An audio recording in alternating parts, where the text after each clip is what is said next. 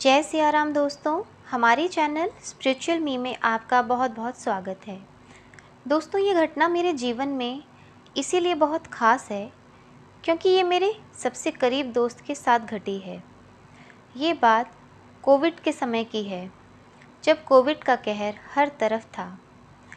उसी समय मेरी दोस्त अंशिका के पति अभिषेक को भी बहुत खतरनाक कोविड हुआ था। उसी समय मेरी दोस्त प्रेग्नेंट भी थी और उसी समय उसे भी कोविड हो गया था।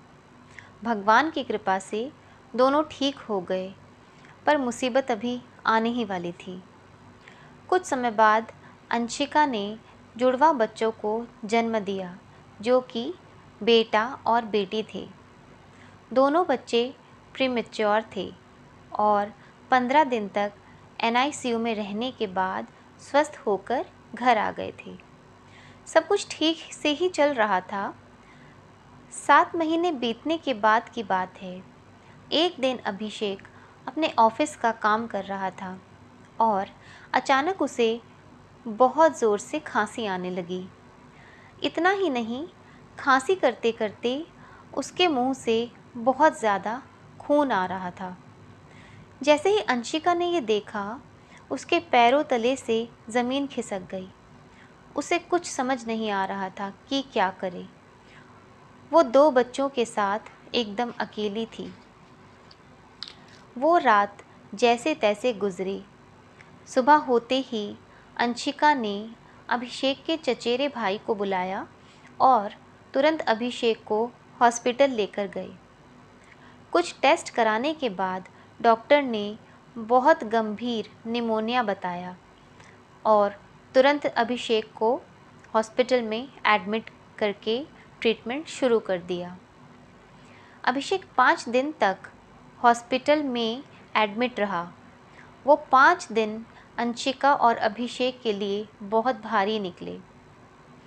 अंशिका हनुमान जी की काफ़ी पूजा किया करती थी और लगातार अभिषेक के लिए मन में हनुमान जी से प्रार्थना कर रही थी। हनुमान जी की कृपा से अभिषेक ठीक होकर घर वापस आ गया, लेकिन कुछ दिन बीतने के बाद ही अभिषेक को फिर से खांसी के साथ खून आया और उसे दोबारा से हॉस्पिटल एडमिट करना पड़ा। इस बार डॉक्टर ने अभिषेक की एंडोस्कोपी की और पता चला कि उसके फेफड़ों में गांठ है। इसीलिए गांठ का एक हिस्सा कैंसर टेस्ट के लिए भेज दिया गया और डॉक्टर्स अंशिका को बता चुके थे कि कैंसर होने का चांस बहुत ज़्यादा है। ये बात सुनकर अंशिका बहुत घबरा गई और उसने हिम्मत नहीं हारी, क्योंकि उसे अपने हनुमान जी पर पूरा भरोसा था। तभी अंशिका ने हनुमान जी से मन्नत मांगी कि अगर कैंसर टेस्ट की रिपोर्ट नेगेटिव आती है तो वो अपने पति अभिषेक के साथ कष्टभंजन हनुमान जी के दर्शन करने आएगी, जो कि सारंगपुर, गुजरात में स्थित है। जिस दिन टेस्ट की रिपोर्ट आनी थी, उस दिन अंशिका लगातार हनुमान चालीसा और राम नाम का जाप कर रही थी। रिपोर्ट आने में अभी थोड़ा टाइम था, पर सीनियर डॉक्टर्स को श्योरिटी थी कैंसर को लेकर, इसीलिए उन्होंने कुछ और सैंपल्स कैंसर के टेस्ट के लिए बिना पूछे ही भेज दिए थे। अंशिका और अभिषेक बहुत घबराए हुए थे। हनुमान जी की कृपा हुई और टेस्ट का रिज़ल्ट नेगेटिव आया। डॉक्टर्स भी हैरान थे कि ये कैसे हुआ।